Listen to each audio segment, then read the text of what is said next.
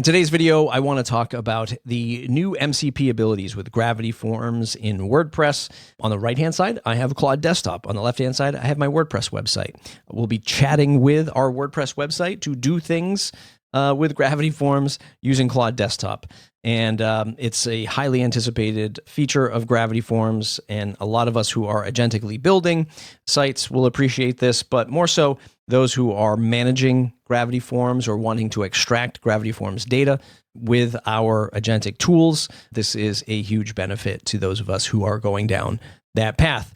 Just know that some of the stuff that we're showing off today is or could be destructive to your WordPress website or to your Gravity Forms stuff on your WordPress website. So of course, proceed with caution when you're doing this stuff agentically, and hopefully the guardrails improve over time. Okay, so I have my forms that you can see here. This is just a sample site that has a bunch of stuff in it from doing other demos in the past. Let's take a look at the new screen that we have. So we'll go to Settings, MCP. I already have it enabled by toggling it on and off, and I have all of the tools selected and activated. This is what I was talking about before, with that things could be destructive, like you can delete entries, delete forms, duplicate forms, delete feeds. If you don't want some of these tools on, you simply uncheck them. So if you never want a tool call to delete an entry, you can check that off and make sure that the tool will never be called to delete that entry. Same thing with feeds and forms. So if I wanted to have a lot of stuff on and just remove these delete tools, I could do that as well. So I'm going to save settings on that. And what we'll notice down here is this is the endpoint URL. I'm going to show you where this is added in Claude Desktop. Things are still kind of technical. There's not just a quick search in Claude Desktop for your WordPress website powered with Gravity Forms MCP. You do have to get a little technical right now to add a snippet of code inside your desktop configuration file to activate this. But before that, what we need to do is look at all users. And I'm going to edit my user just in my example site. And you'll see here, I have two application passwords as I was testing things, but these application passwords is another authentication mechanism for MCP to say, hey, there's an MCP connection requesting access to this WordPress website. Here's the password, right? Sort of the glue to have that communication happen. And you can call your application name, anything you want to call it, just for organizational purposes, and then click on Add Application Password. And what we'll see here is the application password. You do have to save this in like a password manager so you don't lose it because you'll never see it again. And you would just copy this into the configuration, which I'm going to show you right now. Okay, so over in Claude Desktop, what we're going to do is go to Settings and Developer. You can see my configuration is already active and running. But if we click on Edit Config and I open this up in Cursor, it doesn't matter which editor you use. In fact, I don't often use Cursor. I just think it looks good on screen. And then I added this section right down here. So this will be documented in our document, so you can copy and paste the same snippet of code into your configuration. And this password will obviously be revoked by the time that this video hits YouTube. But this is all you have to add. You add this into your configuration, save it, and then when you restart Claude Desktop, you will have the Gravity Forms MCP service connected to your specific WordPress website, active and running.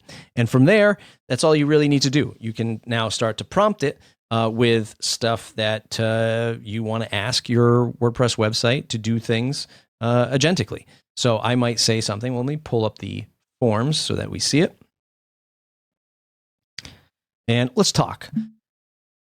List all of the Gravity Forms that we have active on our WordPress website. So I'm going to use some speech to text because it's a little bit faster than typing. And some of this agentic stuff does take time for it to process, and I might skip ahead when there's a long processing time. So here we go. It's going to go ahead and list all of the stuff that we have active, and you can see all of the forms and how many fields are available. And you'll see right here in the entries for the contact form, we have 14 entries. So let's go ahead and say, list all of the entries from the contact form.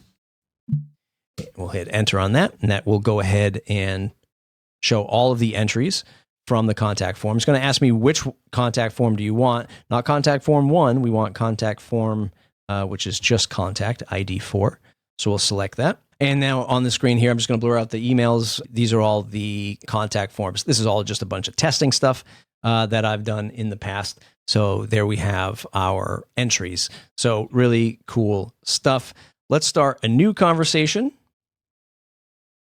And in this new form, let's just set something up and have the agentic system just build it for us. Let's see if we can be pleasantly surprised. Create an intake form for potential podcast guests. Ask them questions like, have they been on podcasts before? Do they have a great microphone, good video, good lighting? And have them propose their topics to come on our podcast, which is called Breakdown, which is largely about gravity forms and WordPress stuff. So we'll drop that into the text. And all I said was create an intake form for potential podcast guests. Let's see if it actually knows to connect up to Gravity Forms. Looks like it is. It's deliberating between Gravity Forms implementation or question outline. So let's say always allow. So it's going to go ahead here and start to think about what kind of fields it wants to add. And then I'm sure it will prompt me as we continue through. All right, it took about a minute or two there to finish the process here. So it says Breakdown Podcast Guest Intake Form ID 7. And it says it created the About You, podcast experience, recording setup, your topic pitch. And you can review and tweak it here. So let's go ahead and refresh our forms. There it is right there, Breakdown Podcast Guest Intake Form. Let's preview it. And it did a pretty good job with giving it a description, first name, last name, email, company, website, LinkedIn or Twitter, and then ask the more specific podcast questions, which says, have you been a guest on a podcast before? Share the podcast you've been on. Do you have access to dedicated external microphone? It's asking all of the questions, the topic pitch, so on and so forth with the submit button. Really cool. It's really nice to be able to quickly build stuff with, agentic prompts, right? Let's go ahead and fill this in with temporary demo content for that form.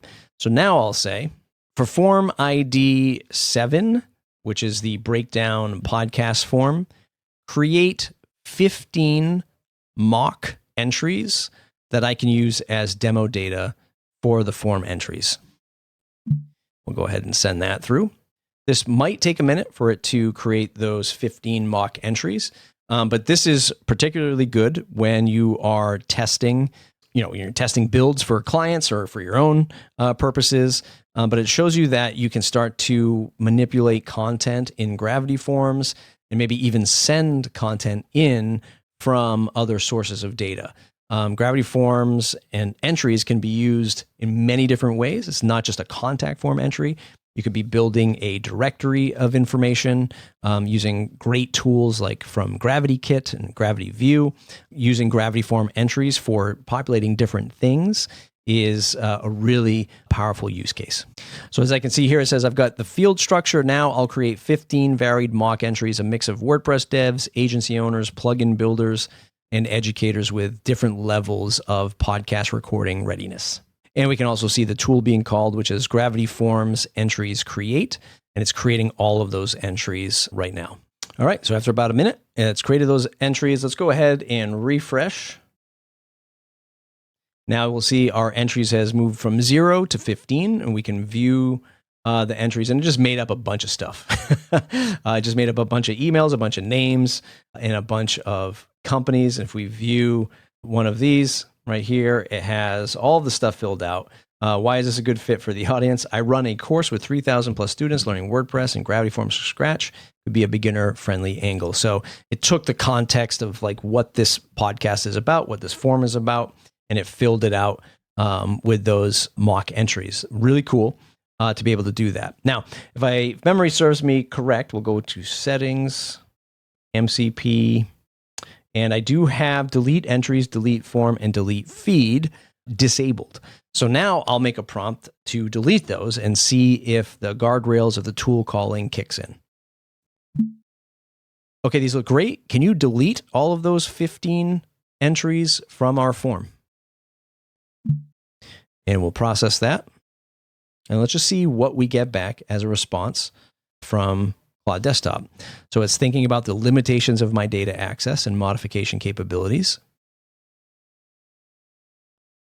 Verifying whether soft deletion requires explicit permission. I'm going to say always allow.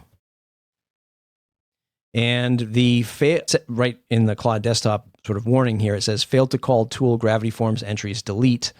I'm going to try to, I'll keep allowing it to see what happens. Looks like it's still trying to delete it, but it's saying it's failing ×4.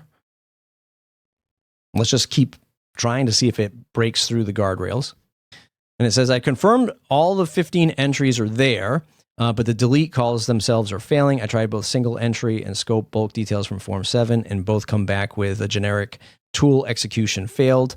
A couple of ways to get this unstuck: delete them yourself and check the connector's permissions. So obviously the connector's permissions say you can't delete the entries, and then you would have to recommend that we go and delete them ourselves. And just go back to the forms.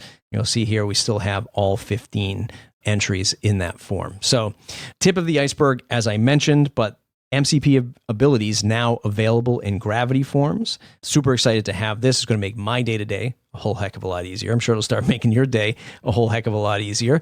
And it's now available, as I said, in Gravity Forms. So check it out. We'll have the link below where you can find the latest version of Gravity Forms. Be sure to check out the docs. If you have questions, open up support tickets with our support team. Thumbs up if you like the video. Subscribe to the channel if you want more. Leave a comment below. Let us know what you're going to be building with Gravity Forms and your new agentic abilities.